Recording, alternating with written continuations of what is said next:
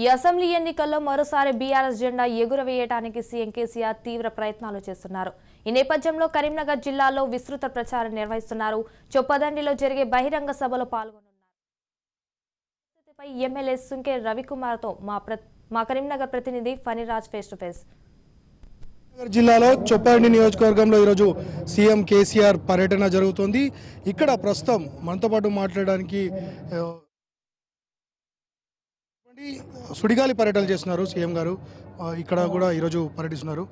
ఇక్కడ ఉన్నటువంటి పరిస్థితుల్లో ఇప్పుడున్న రాజకీయ సమీకరణలో మీరు ప్రజలు ఏ రకంగా కన్విన్స్ చేస్తున్నారు, వారి ముందుకు ఏ రకంగా వెళ్తున్నారు? మా చొప్పదండి నియోజకవర్గంలో బీఆర్ఎస్ పార్టీకి కేసీఆర్ గారికి మరి వాళ్ళ ప్రచారంలో బ్రహ్మరథం పడుతూ ఉన్నారు. కేసీఆర్ గారు చేపట్టినటువంటి అభివృద్ధి సంక్షేమ ఫలాలకే మా ఓటేస్తామని చెప్తున్నారు. స్థానిక బిడ్డవు, మా మట్టి బిడ్డవు, నువ్వు గెలిచిన తర్వాతనే కేసీఆర్ గారి దీవెనతో ఇవాళ కొండగట్టు అంజన్న గుడి అభివృద్ధి అయింది. చొప్పదండి నియోజకవర్గ కేంద్రంలో గతంలో ఏ శాసనసభ్యుడు గెలిచినా కూడా తట్టెడు మట్టి తీయలేదు. మంత్రులైన కానీ ఈ నియోజకవర్గాన్ని పట్టించుకున్నటువంటి పాపాన పోలేదు. ఇది ఎడారి ప్రాంతం, మెట్ట ప్రాంతం. ఈ ప్రాంతం అంతా కూడా ఇక్కడ నుంచి వలసలు పోయినటువంటి పరిస్థితి ఉండే, ఇక్కడ ఆత్మహత్యలు ఉండే, ఆకలి చావులు ఉండే.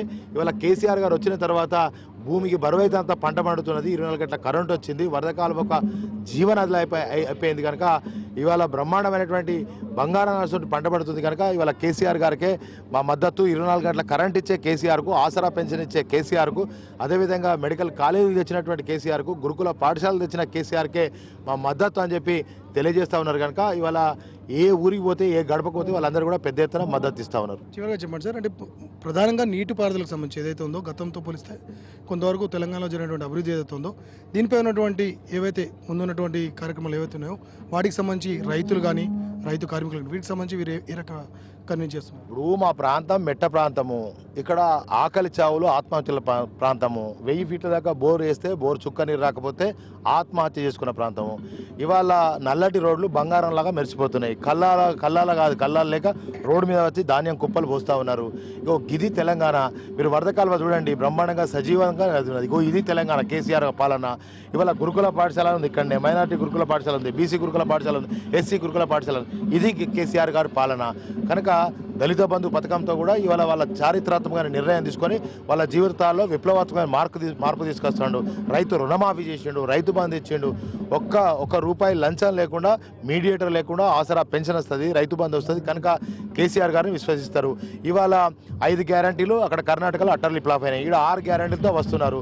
వాడు అవ్వకు బువ్వ పెట్టినాడు, ఏదో చిన్నమ్మకు బంగారు గాజులు చెప్పించినట్టు 60 ఏళ్ళు పాలించే అవకాశం ఇస్తే ఈ తెలంగాణలో జరిగే ఒక్క పథకాన్ని కూడా చేయలే.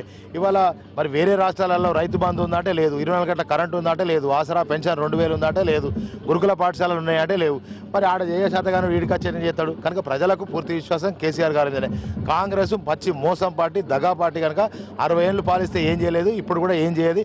ఇక్కడ చొప్పదండి కానీ తెలంగాణ యావత్ కూడా చైతన్యవంతమైన సమాజం.